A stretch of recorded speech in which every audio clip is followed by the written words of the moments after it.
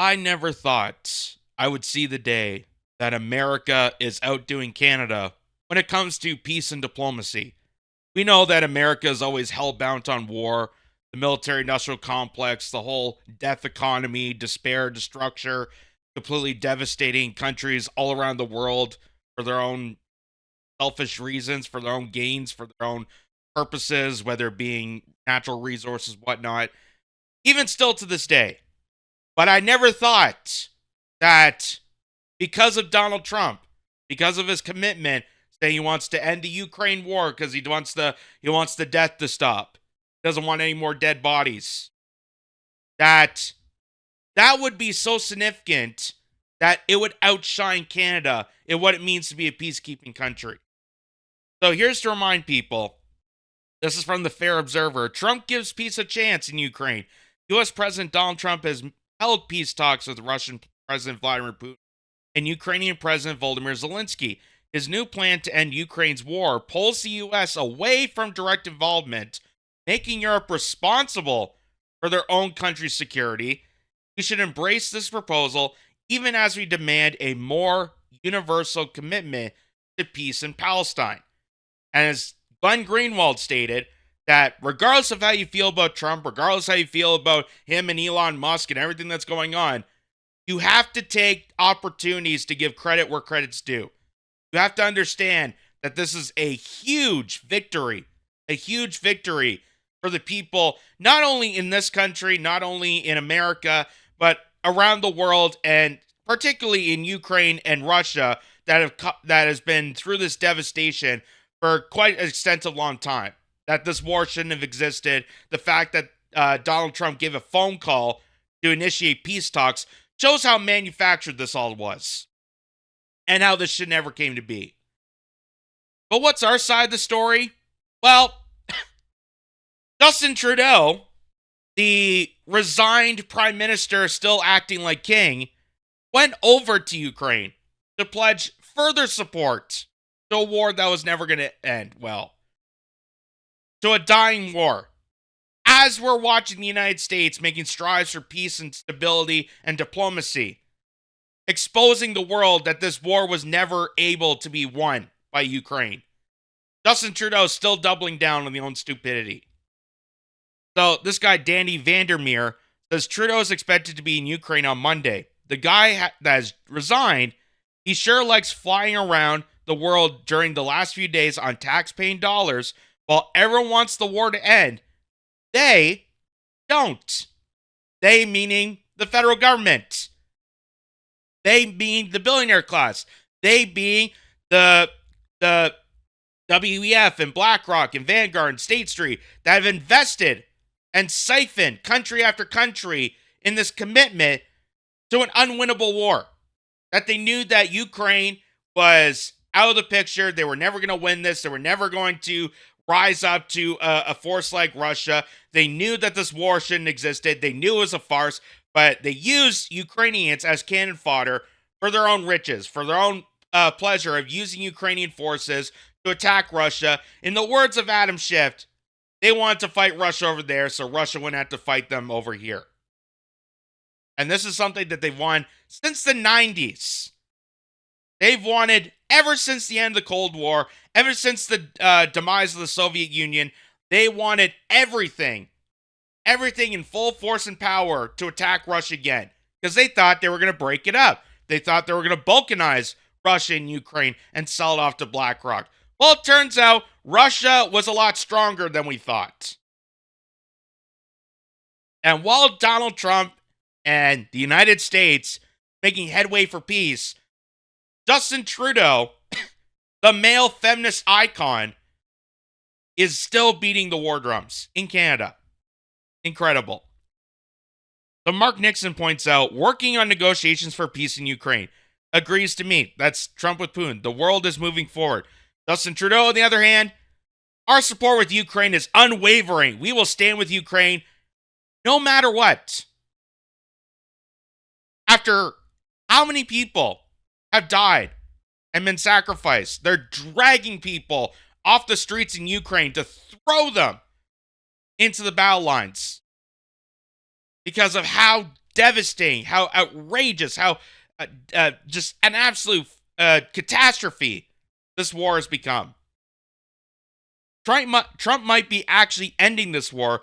Someone take Trudeau's war drums away.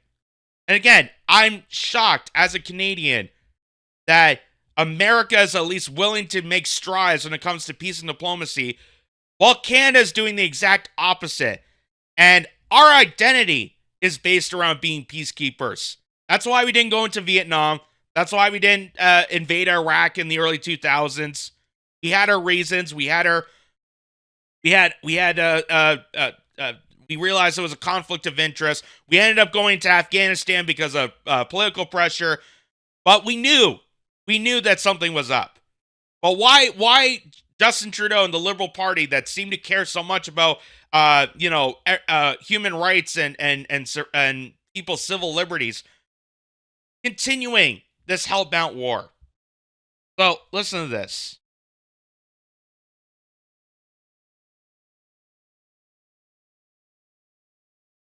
Every year now for the past number of years, we've had a Canada-EU summit to talk about all the things that we have been doing together and can continue to do together. The friendship, the allyship, the partnership between Canada and the European Union has deepened significantly over the years at a time where the world is more unpredictable and uncertain in so many different aspects. That's why coming together on issues of security, coming together on issue of protecting democracy, of standing up for the rule of law, but also coming together in shared values. Security, democracy, all the buzzwords you keep hearing every single time, whether it being Ukraine, whether it being Libya, whether it being Sudan, whether it being anywhere. The military-industrial complex and NATO want to invade. Well, we got to focus on security. We got to focus on diplomacy. You notice the people that say that are the same assholes that won't protect democracy and security back at home. The same people that just kicked out Ruby Dalla from the leadership race. The same people that allowed open borders to flood with mass amount of criminal activity going on in this country. That's created a fentanyl crisis that's affecting communities all across Canada. But no, we got to focus on our commitments to security and democracy all around the world. That's why we got to put a foot down on every single nation and pressure them for more war. Values about creating a better, safer, more prosperous world for not just all of our citizens, but everyone around the world is something that truly drives us forward. On trade, since the signing of CETA many years ago, we've seen the creation of thousands of jobs, of tremendous prosperity on both sides of the Atlantic, and it's something we're very much talking about doing even. So it's funny how Justin Trudeau brings up jobs, because that's the big thing that a lot of the United States try to defend war on. Well, if we don't have wars, what about the people that manufacture explosive bombs? What about them? What about the people that make Stinger missiles for Raytheon and Boeing? You want them to be out of work? Don't you care about jobs? Don't you care about people? That's always been their defense. What about the war economy? Oh my God, Lockheed Martin might have to, change from making military equipment to slaughter each other to building homes or something. Oh my God, they might have to serve community instead of trying to threaten it. I think it was Wolf Blitzer that made it perfectly clear to Rand Paul, mentioning about, hey, if we end all these military conflicts, what about the thousands of jobs created to cause death and destruction all around the world, threatening more of our national security in the process? Because let's face it, none of these people give a damn about security. None of these people give a damn about your safety. Your safety's always jeopardized the more conflicts we get involved. The more we get involved with NATO, the more we get involved with the military-industrial complex, the less chance we have to secure ourselves. But for someone like Justin Trudeau, think about the jobs we created. Think about the trade agreements. Think about our partnership and allies and democracy. The democracy. The one we overthrew in 2014 and installed a comedian who played piano with his dick. That democracy in Ukraine. The Azov battalion that rose to fame, and we helped defend and establish military grounds so we can train with them. That democracy. So, here's Justin Trudeau. This is before he went over to Ukraine, before this conference. At a public event, he's announcing that there's going to be high-speed rail from Toronto to Quebec. Sounds like a good idea. But if it's anything like the Toronto constructions of the subway system, it's a far fetch.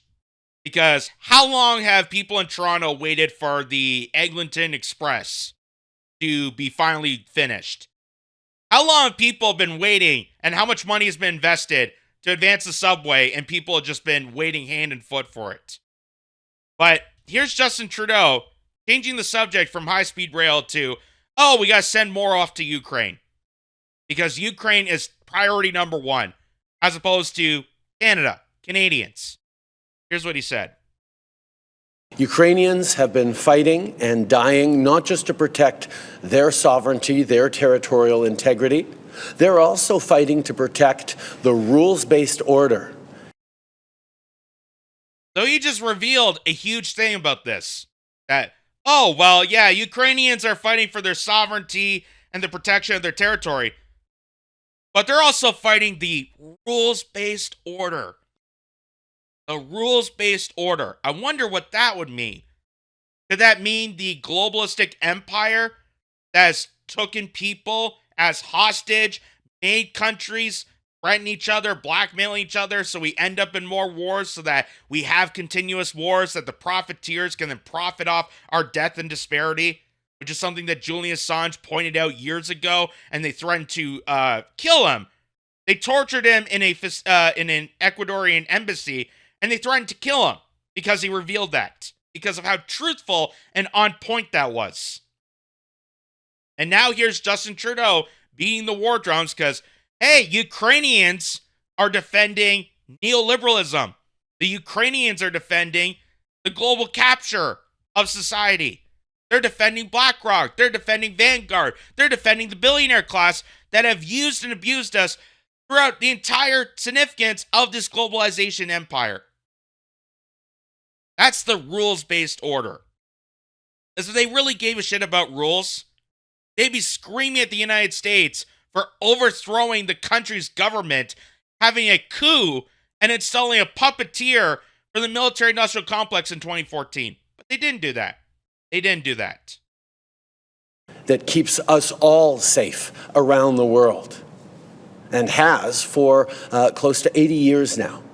This period of peace, stability, prosperity for the world happens because we had rules around borders, around not invading your neighbors, that Russia chose deliberately to violate a number of years ago. That is why Canada has turned a blind eye to everything. But since this involves the WEF, since I have huge investment in this, since there's a huge mineral opportunity, people like Lindsey Graham pointed that out. Well, there's a bunch of billion-dollar minerals over there, so I want Russia or China to get in there. So yeah, we have to do this war. Mineral wealth. This is why Canada, that used to be a peacekeeping nation that I have adored and respected, that's one of the things that makes me proud as a Canadian to be one, is now been completely diminished. Completely gone. Now we're even more vengeful and angered and just more vicious than the United States. I never thought this would happen. And I never thought that Donald Trump, of all people, would be the one ushering in for a peace proposal to end the war, as opposed to Canada that wants to usher in more war, that wants more catastrophe, they want more blood on their hands. They want to siphon more tax dollars away from Canadians, away from the Canadian economy, and send it over to the slush fund of Zelensky, the money laundering scheme of this war. Canada and our allies are unequivocal on standing up against Vladimir Putin's illegal, immoral, unjust violations of the international order, and why I'm looking forward to sitting down with my European. I love how he's standing up for the rules-based order that we got to take down someone like Vladimir Putin, who indiscriminately went against international order. He's a threat to humanity.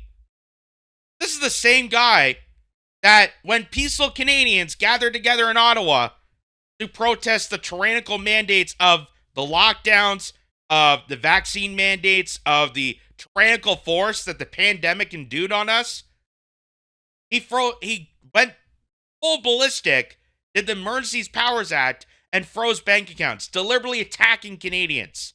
Got the cops out there to crack the heads of people during a pandemic situation because they were peacefully, actively protesting against his authoritarian rule. Where's the rules-based order situation on that? You know, where's the opposition and accountability for someone like him? But no, Vladimir Putin is the awful one. Vladimir Putin is the only awful one. That and Trump now, because of these tariffs. As opposed to everything else that has went on that Justin Trudeau and the parliamentarian system here in Canada completely turned a blind eye for many years.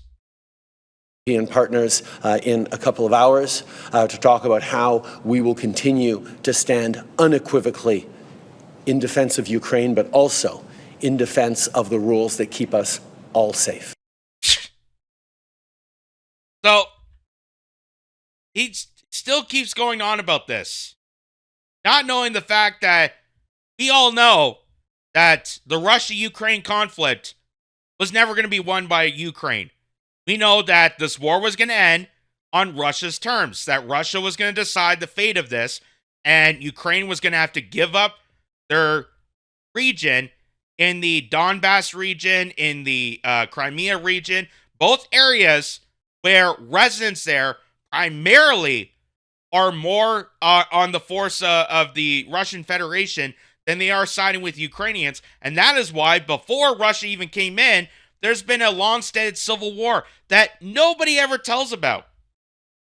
Justin Trudeau doesn't tell you about that. Chrystia Freeland doesn't tell you about that. They never tell you the full context of war. Why? Because if you understand more about this war, you would know this is completely crap.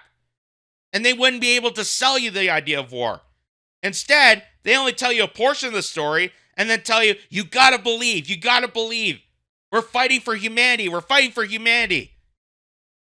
Even though we were the ones, and the United States, and all the NATO allied nations overthrew Ukraine government, abused the Ukrainians for our own purposes, for our own geopolitical purposes, to go aggressively against Russia.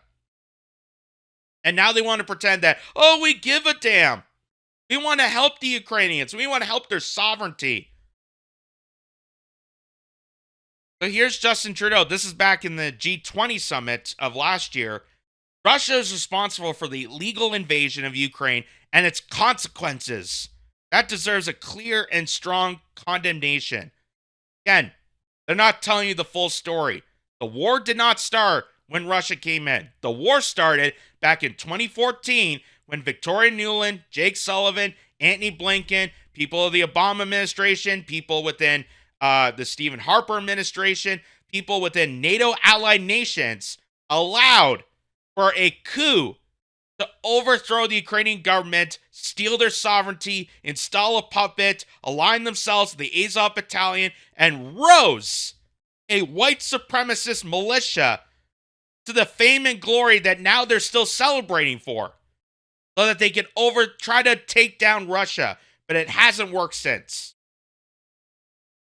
But here's Justin Trudeau, again, blindly supporting a war he knows is unwinnable. No, it's not strong enough for me.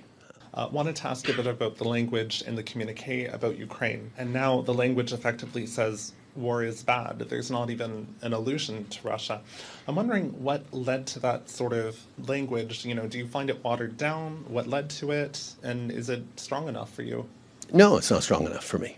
We have been unequivocal that Russia is responsible for not just the illegal invasion of Ukraine, but the knock-on consequences on food insecurity around the world, on rising energy prices, on disrupted supply chains, on uncertainty and insecurity for people around the world. I can't believe this.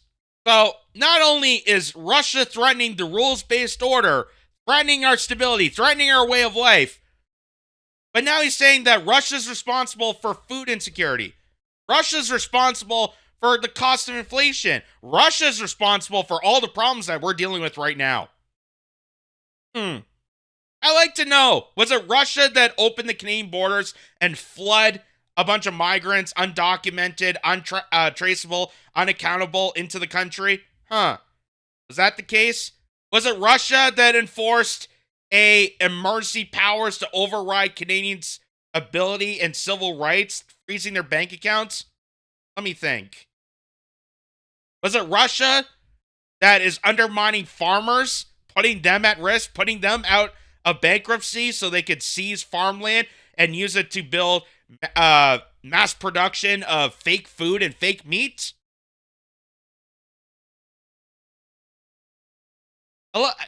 It's amazing. It's like watching the male version of Rachel Maddow. Russia, Russia, Russia. Oh, they're always up to something. I'm just a perfect angel, though, because I'm doing the right thing, as told by my bosses, as told by people like Klaus Schwab and George Soros and Larry Fink of BlackRock. I'm doing the honorable thing.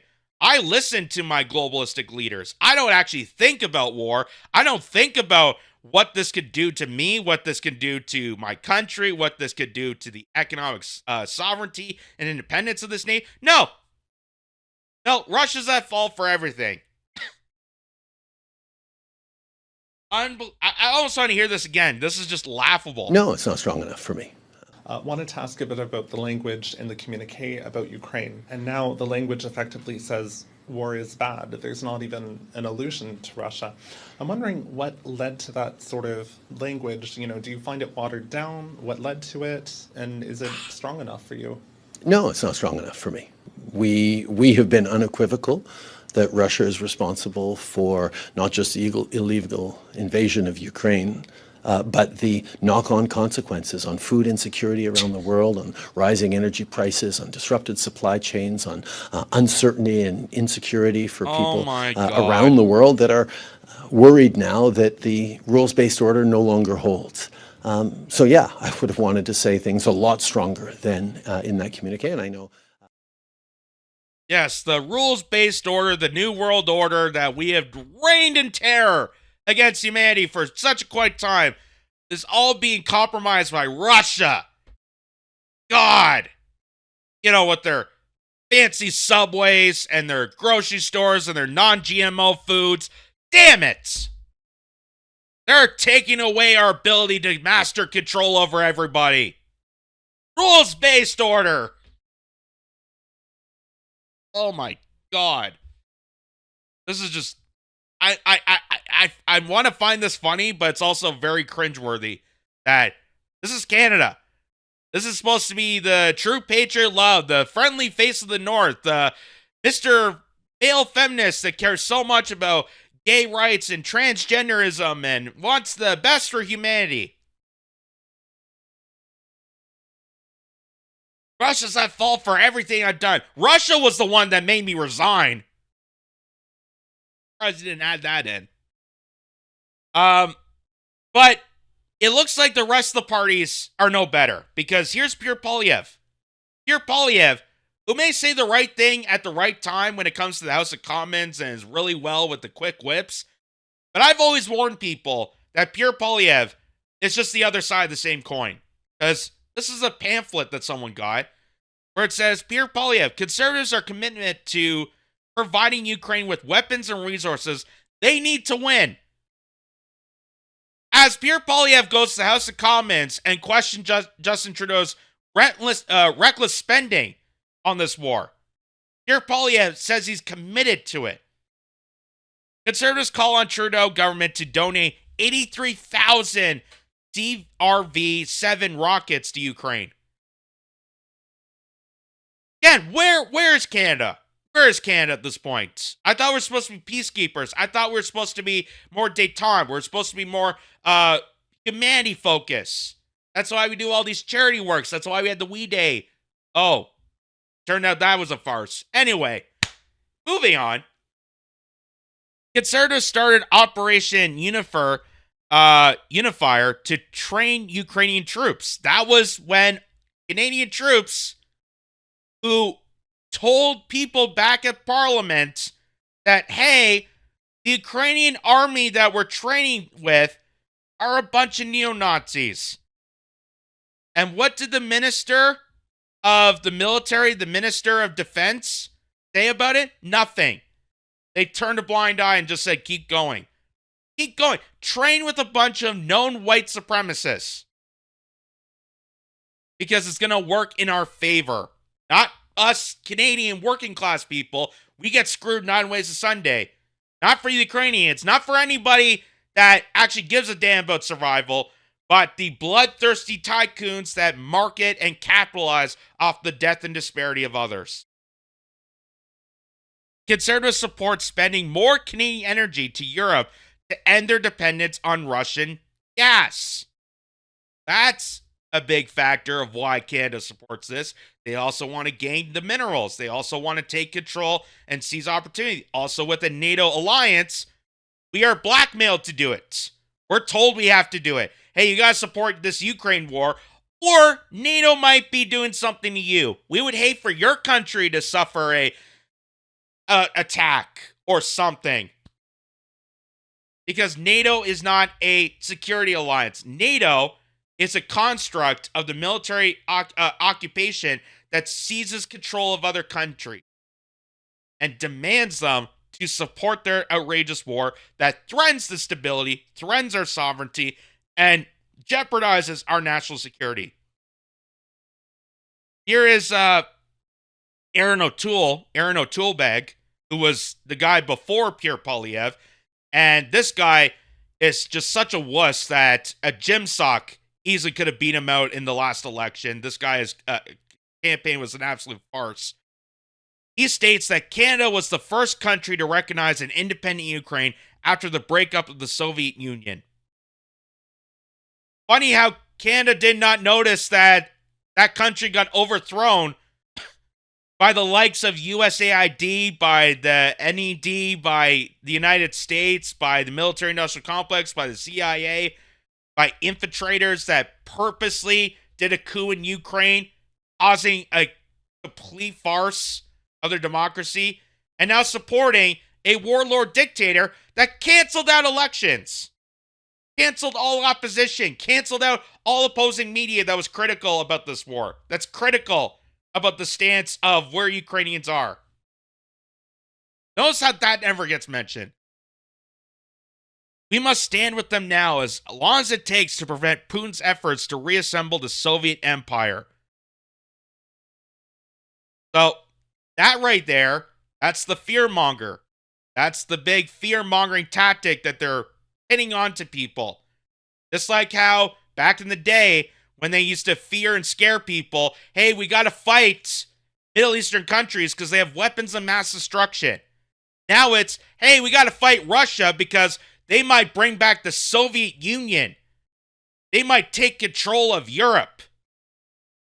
They want to dangle that in front of people's noses and scold them that you have to be supportive of this, or you're supportive of the Soviet rising again.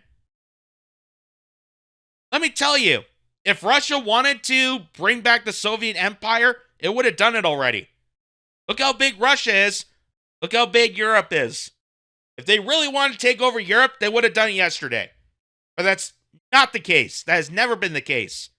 But they're using this as a flex, as a scare tactic to convince people and manipulate people, to scare people in support of this war. And it just keeps going on and on. There's literally no party of resistance, sadly, in our system. the NDP to back military spending in exchange for social programs. So they think that supporting the Ukraine war is going to get us dental care, going to get us pharma care.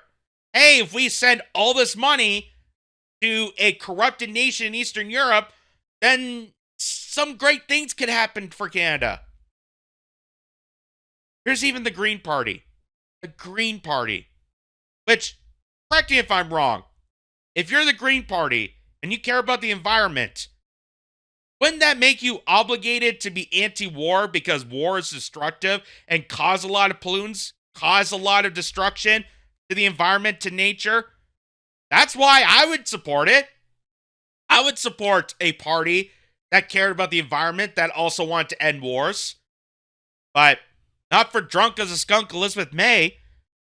Throwback when Elizabeth May spoke in response to President Zelensky's first address to Parliament. That was when they applied the Nazi twice that they didn't realize was an actual Nazi. They wanted to wave that under people's noses, and then when people found out about it, oh, it's Russian disinformation. Watching a live feed from Parliament, that's Russian disinformation. Zelensky, the war against Ukraine continues, and so does their support towards a defense, blah, blah, blah. Goes to show you that they're all the same. They're all one the same. And why exactly Justin Trudeau, that is supposed to be resigned, supposed to be not making decisions, why is he overseas in Ukraine, in Kyiv, in luscious support of this war? Because Canada is going to continue $5 billion in aid to Ukraine. As the United States is doing a peace deal, Canada's going to continue sending $5 billion. $5 billion. I thought we didn't have money. I thought you looked directly at a bunch of veterans from previous wars and told them, you're out of luck. As 2 million people a month line up at food banks, as 300 Canadians per day are at the risk of bankruptcy, Canada will send $5 billion off to a war that was never going to win. And they know it. They know it. But they still want to propagandize people because this is the money laundering scheme that they've always wanted. And now they are fearful that Donald Trump is going to ruin their games. So Canada will send $5 billion in aid to Ukraine using funds from seized Russian assets, Prime Minister Justin Trudeau said Monday at a peace and security summit in Kyiv. Trudeau and a dozen other world leaders are in Ukrainian capital to mark the third anniversary of Russia's invasion, where support for Ukraine to end the war on its terms and with its territory intact remains strong. This is not a conflict Ukraine wanted, provoked, or asked in any way, Trudeau said at the summit table. No, he's right. It was something the military-industrial complex and NATO always wanted. And that is why Jeffrey Sachs, John Mearsheimer, every single political figure warned people about this. Hey, don't extend NATO territory. Don't allow NATO to expand more into the east. Don't push Russia aggressively. Why? Because it's going to lead to the situation we're in right now. This is a war started for one reason and one reason only: Russia's desire to erase Ukrainian history and expand their empire. That's exactly what we're doing. All Russia's doing is defending the people of the Donbass region and the Donetsk and Crimea. Notice how, again, they leave out the entire first two acts of this war. The whole progression of why this conflict even exists. But no, the focus is on the third act, that Russia came in and invaded. That's like having a documentary about World War II and only talking about Japan and Pearl Harbor. Not mentioning about Adolf Hitler, not mentioning about the rise of totalitarianism, not mentioning about the Third Reich, none of that. Just go right into Pearl Harbor. Japan is responsible for all this. Trudeau also pledged 25 additional light armored vehicles for Ukraine and a grant to help with emergency energy security as Russia attacks the country's power grid. I wish Trudeau had the commitment for our energy security. as they continued to demonize Alberta. Trudeau's remarks did not touch on Ukraine's possible membership in the NATO military alliance, which other leaders have been calling for at the ongoing summit. But he repeated his calls for Kyiv to have a direct role in negotiations for a possible end to the war, as European leaders expressed dismay at Washington holding talks with Moscow. Again, because Ukraine did not ask for this war. Ukraine is not the one that initialized this war. It was the United States. Ergo, the United States and Russia have to have these peace talks. They're the ones responsible. They're the ones that need to be held accountable. All they did was use Ukrainians as pawns. They abused them. So obviously, Ukraine, their defense relies on America. And America is willing to actually defend the Ukrainian people and find some sort of peace deal. Again, as Glenn Greenwald pointed out, regardless of how you feel about Trump, you should take these opportunities as a win. Take a moment to give a notion where a notion is due. We cannot return to an era where might makes right, Trudeau said. We must do everything in our power to enable Ukraine to secure a just and lasting peace, a peace that cannot be achieved without Ukrainians at the table. U.S. President Donald Trump has blamed Ukraine for starting the war, which started when Russia invaded Crimea following pro-democracy protests in 2014, followed by Moscow's full-scale invasion, which started on this day 3 years ago. Now, this is where they're misinforming people, because they want to blame Donald Trump for saying that he stated that Ukraine started this war. He didn't say that. He did not say that. He didn't say Ukrainians started this war. But he did say that Ukrainians are preventing a peace talk, which is true. At every opportunity, every single opportunity, even a month after the initial invasion, they had every opportunity to come to the table, have a negotiation, and they refused to do so. Volodymyr Zelensky and Azov Battalion failed to do so. Why? Because they wanted to prologue this war, because that was their commitment to NATO. That was their commitment to the rest of the globalized, industrial, militarized occupation that seized control of Ukraine. In addition to the 25 new LAV-3 vehicles, Trudeau is pledging 2 armored combat support vehicles for Ukrainian troops who will be trained in Germany shortly to use these machines. He says Canada will provide 4 F-16 flight simulators in addition to systems for a fighter jet that were recently delivered to Ukraine. The new $5 billion in funds is the first installment of revenues from frozen Russian assets after years of Ottawa promising to forfeit holdings associated with Russia's government and its oligarchs. Canada has been pushing Europeans to forfeit Russian funds held in frozen European accounts, or at least the interest occurred since the full-scale invasion. Not only is Canada doubling down on being those war drums, but they're now telling other European nations, you have to fork over more money. Again, it's amazing that the United States is doing more of Canada's peace and diplomacy than Canada's doing in this. Unbelievable. Trudeau says Canada will continue to be training troops, Ukrainian troops, that Russia will not be allowed to end the war order that upheld sovereignty for many countries for decades. Once a just peace is secured, Canada stands at the ready to work with our partners around the world to provide Ukraine the security it needs for the peace to last, allowing it to recover, rebuild, and prosper. We cannot wait. The moment to stop this war of aggression, the moment to defend democracy, the moment to stand with our shared values is now. So let us seize it. Again, this is the same jackass, the same guy that's wrecking our sovereignty, our democracy, taking advantage of our people, and then pretending to pander to a foreign nation that they know is completely corrupted. Leaders are giving statements at the opening of the summit, which proceeded despite an audible air defense siren ringing out in the background. Oh, good timing.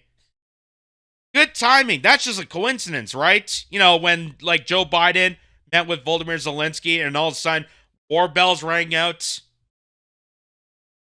Nothing suspicious about that, right? So here is Rebel News pointing out Prime Minister Justin Trudeau pledges 25 more light armored vehicles, a grant to boost energy security, and $5 billion in cash from frozen Russian assets. And this is something that I didn't realize until I heard people like Mike Pence talk about this. That all this foreign aid, if we really gave a damn about protecting people in certain countries, in war-torn countries, notice how all of our foreign aid is in the form of cash, is in the form of money. It's never in the form of, hey, let's give these people food. Let's provide them water. Let's provide them gasoline. Let's provide them generators so they can heat their homes. Let's provide heat pumps. Because that way, if we wanted to really support Ukraine, we could do so. But then also, that funds are going to be surrounded by a consumer good. But no, they want to send cash. They want to print more money as possible, flooding into Ukraine. That's going to cause more inflation because you don't have enough dollars chasing enough goods. And this is part of the money laundering scheme that's attached to this. That they're not sending resources, valuable, attainable resources that would actually benefit Ukrainians. They're sending money to the leaders, the corrupted leaders that don't give a damn about their citizens to begin with. I forget who it was, but they once said that USAID is when rich nations take money out of the working class people and send it to poor nations' leaders. Not the people of those poor nations, but to the leadership. Because that is how corrupted the scandal is. That's how money laundering and foreign aid works in this globalized empire. And now they're suggesting, from Global News, will Canada send troops to Ukraine? Everything's on the table, Trudeau says. Honestly, I just can't believe, I shake my head frivolously at the amount of times I've seen headlines that puts us more. And we used to mock America all the time for their outrageous war spending from beating the war drums, and they still continue to do so. But it's amazing that Donald Trump, a game show host who everyone epitomized as some sort of fascist, racist dictator, is ushering the way to a possible peace deal. And for our peacekeeping nation, we continue to beat the war drums. We got more blood on blood on our hands than the United States right now. How is that possible? How is that possible? And how is it that Canadians kiss up to this and agree with this? How is it that Canadians have not seen this through? Because they're left out of the dark, because they're propagandized sheep that fall in line to the military-industrial complex and not actually looking into why this conflict exists. Again, there's hundreds and thousands of articles, detailed documents, there's lots of pieces that you can find out exactly how this war began, that started in 2014, even probably even before then.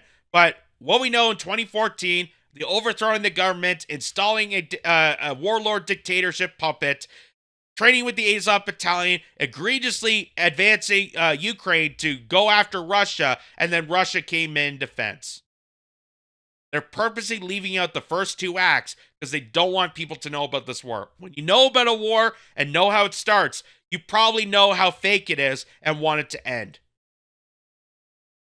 So here is Jeffrey Sachs reminding us all about that. But this is a conflict between the United States and Russia.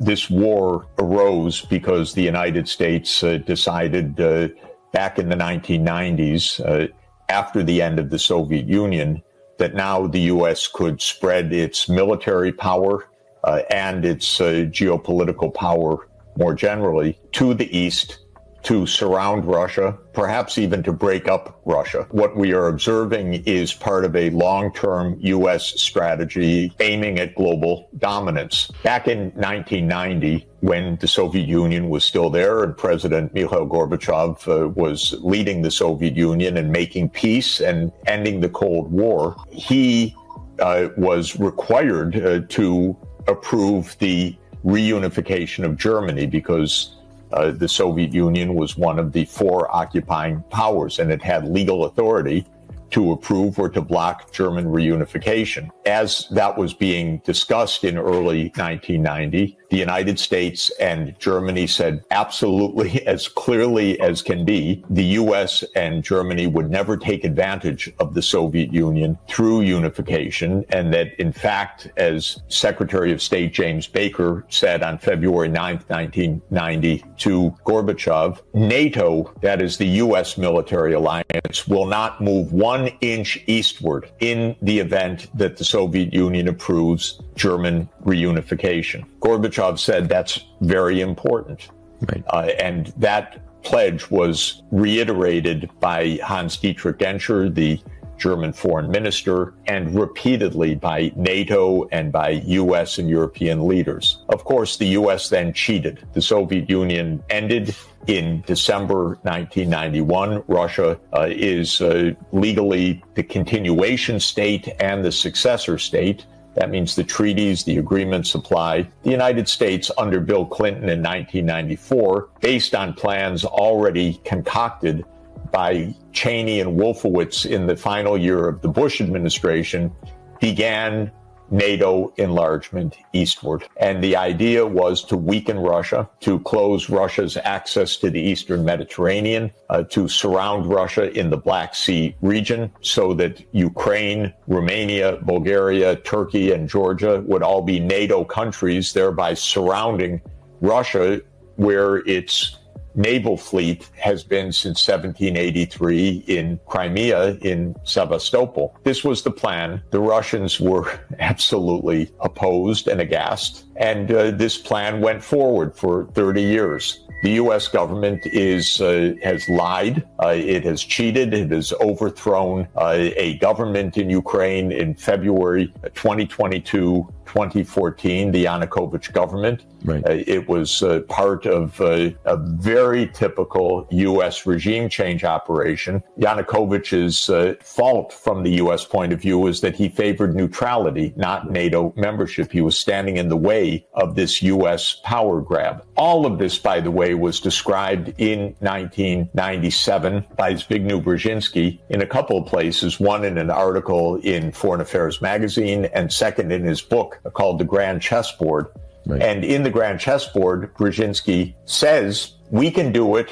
Russia will have no alternative but to fall in line. That was their gambit. Wow. And of course, it was completely wrong. Ukraine, not Ukraine, the side that was part of the coup basically became both a U.S. vassal and a radical regime, saying, okay, we have the United States military on our side. Right. We'll defeat Russia. This was reckless and foolhardy. Now Zelensky, of course, could not win an actual vote. He rules by decree as an unelected official because his term ended a long time ago. So all of this is a tragedy, but it's a U.S.-provoked tragedy. Yeah.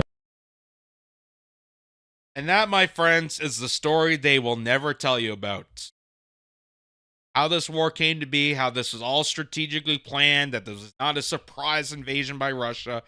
They've always wanted this. They've always wanted this ever since the 1990s, ever since the drop of the Soviet Union, ever since they turned into Russia. They wanted to storm in, they wanted to take peace in parts of it and break it down for geopolitical power. Because United States is a superpower, Russia's a superpower. It's a typical East versus West, Crips versus Blood, typical roundabout, narcissistic, insane, psychopathic war. Just like all the other wars that we've been in.